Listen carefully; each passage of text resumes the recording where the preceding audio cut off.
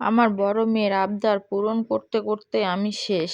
আর একবার এক একটা বায়না ধরে, এমন বায়না ধরে যা বলার মতো না। এখন আমার মেয়ে বলতেছে পরোটা খাবে, ঠান্ডা পানির পরোটা। তো কি আর করব, তো মেয়েকে ঠান্ডা পানির পরোটা বানিয়ে দিচ্ছি। একা তো আর মেয়ে খাবে না, সবাই খাবো। বিকেল বেলা নাস্তা বানাচ্ছি, তো একা তো মেয়ের জন্য বানানো যাবে না, সবাই মিলেই খাবো, সবার জন্যই বানাচ্ছি।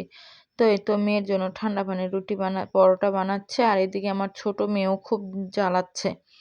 এই যে আসতেছে, করতেছে, বেলুন কেড়ে নিচ্ছে, পিঁড়িটা নিচ্ছে, ও বানাবে এরকম শুরু করছে। তো কি করলাম, আমার শাশুড়ি মাকে ডাকলাম সাথে, আসেন তো একটু। ও খুব বিরক্ত করতেছে, তো আমার শাশুড়ি মা ভাজতেছে, আমি এই পাশে আর কি রুটি বানিয়ে দিচ্ছি।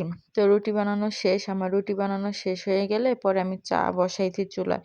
তো চাটা করতেছি একদিকে, আর আমার শাশুড়ি আরেকদিকে আর কি রুটি ভাজতেছে।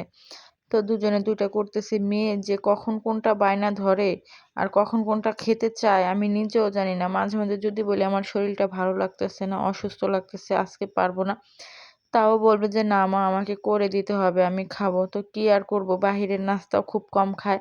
বাড়িতে যখন যেটা চায় তখন সেটাই বানিয়ে দিই। আর কার কাছে আবদার করবে বলেন? সবসময় তো মায়ের